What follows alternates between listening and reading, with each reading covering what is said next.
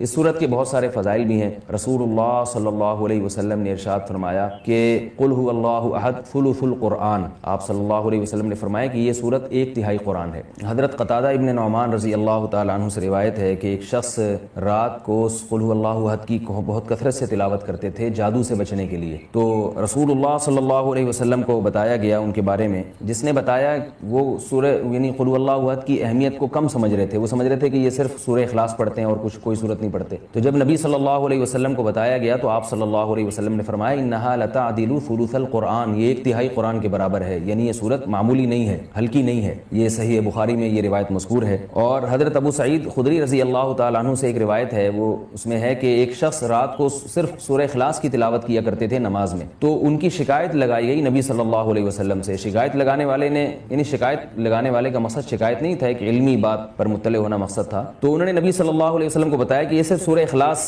پڑھتے ہیں، یعنی وہ بھی سمجھ رہے تھے کہ یہ تو ایک چھوٹی سی صورت ہے اور بھی قرآن پڑھنا چاہیے۔ تو آپ صلی اللہ علیہ وسلم نے اس موقع پر بھی فرمایا کہ انہا لتعدل ثلث القرآن، فرمایا کہ یہ صورت 1/3 قرآن کے برابر ہے، یعنی یہ صورت معمولی صورت نہیں ہے۔ حضرت عائشہ رضی اللہ تعالی عنہا سے روایت ہے کہ آپ صلی اللہ علیہ وسلم جب بستر کی طرف جاتے تو آپ صلی اللہ علیہ وسلم قل هو اللہ احد، قل اعوذ برب الفلق، قل اعوذ برب الناس، یہ تینوں صورتیں پڑھ کے اپنے ہاتھ پہ پھونک مارتے اور اپنا ہاتھ پورے جسم پہ پھیر لیتے۔ یہ اہتمام آپ صلی اللہ علیہ وسلم نے اس وقت فرمایا جب آپ صلی اللہ علیہ وسلم پر جادو ہوا، اس کے بعد آپ صلی اللہ علیہ وسلم کا ہمیشہ یہ معمول رہا ہے۔ یہ بھی صحیح بخاری کی روایت ہے۔ صحیح بخاری کی ایک اور روایت میں ہے کہ حضرت عائشہ رضی اللہ تعالی عنہا فرماتی ہیں کہ ایک مرتبہ رسول اللہ صلی اللہ علیہ وسلم نے جہاد کے لیے ایک لشکر بھیجا، تو اس میں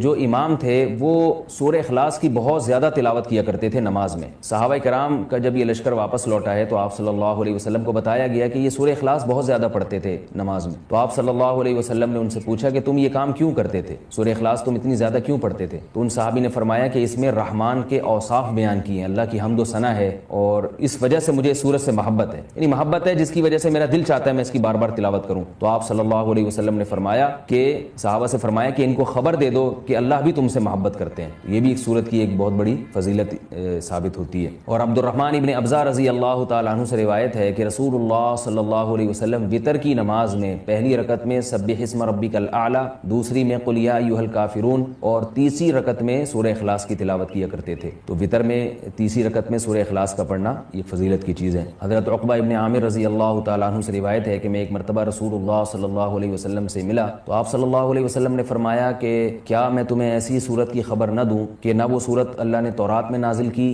نہ ایسی صورت اللہ نے انجیل میں، اور نہ ہی ایسی صورت اللہ نے کسی اور مقام پہ قرآن مجید میں نازل کی؟ میں نے عرض کیا ضرور یا رسول اللہ۔ تو آپ صلی اللہ علیہ وسلم نے فرمایا وہ صورتیں قل هو اللہ احد، قل اعوذ برب الفلق اور قل اعوذ برب الناس ہیں۔ اور آپ صلی اللہ علیہ وسلم نے اسے فرمایا کہ کوئی بھی رات ایسی نہیں ہونی چاہیے جو ان صورتوں کی تلاوت کے بغیر گزر جائے، یعنی ہر رات میں یہ تینوں صورتوں کی تلاوت لازمی کیا کرو۔ تو عقبہ ابن عامر رضی اللہ تعالیٰ عنہ فرماتے ہیں پھر پوری زندگی مجھ سے کبھی بھی ان تینوں صورتوں کی تلاوت رات میں نہیں چھوٹی اور کبھی بھی ناغہ نہیں ہوا۔ اور حضرت ابو ہریرہ رضی اللہ تعالیٰ عنہ سے ایک اور روایت ہے کہ رسول اللہ صلی اللہ علیہ وسلم نے کسی شخص کو قل هو اللہ احد کی تلاوت کرتے ہوئے دیکھا تو آپ صلی اللہ علیہ وسلم نے فرمایا کہ واجب ہو گئی۔ صحابہ نے پوچھا یا رسول اللہ کیا چیز واجب ہو گئی؟ آپ نے فرمایا کہ اس کی تلاوت کرنے والے کے لیے جنت واجب ہو گئی۔ یہ تو اس صورت کے کچھ فضائل تھے جو میں نے آپ کے سامنے بیان کیے۔ اس صورت میں ہمیں اسباق کیا ملتے ہیں؟ پہلی تو سبق ہمیں توحید کا ملتا ہے کہ اسلام توحید کے بغیر کامل نہیں ہے، بلکہ اسلام مقبول ہی نہیں ہے۔ آج بہت سارے لوگ اللہ تعالیٰ کو معبود تو کہتے ہیں مگر اللہ کے سوا مشکل کشا، حاضر ناظر اور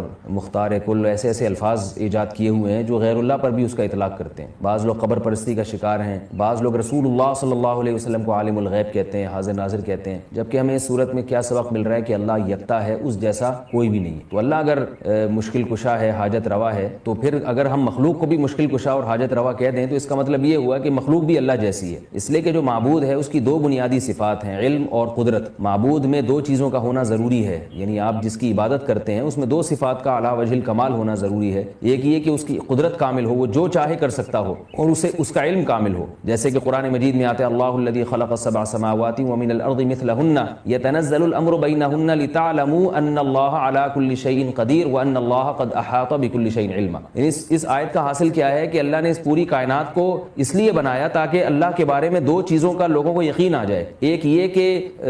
لتعلموا ان اللہ علی کل شیء قدیر، کہ اللہ ہر چیز پر قادر ہے، وان اللہ قد احاط بکل شیء علما، اور اللہ کے علم سے کوئی بھی چیز خارج نہیں ہے، یعنی مختار کل بھی اللہ ہے اور عالم الغیب الغیب بھی اللہ ہے. تو اگر آپ اللہ کے علاوہ کسی اور کو بھی ان صفات میں اللہ کے ساتھ شریک کر دیں, چاہے وہ ذاتی کہہ کے کریں یا عطائی کہہ کے کریں, کسی بھی طرح سے کر دیں, یعنی بعض لوگ یہ کہتے ہیں کہ اللہ مشکل کشا ہے لیکن اللہ نے اپنی مخلوق میں سے بعض پیغمبروں کو مشکل کشا بنا دیا ہے, اور اللہ عالم الغیب ہے لیکن اللہ نے اپنی مخلوق میں سے بعض پیغمبروں کو عالم الغیب بنا دیا ہے. تو یہ غلط ہے. اسی کی قرآن جگہ جگہ نفی کر رہا ہے کہ علم غیب میں اور قدرت میں اللہ جیسا کوئی بھی نہیں ہے. اس لیے اس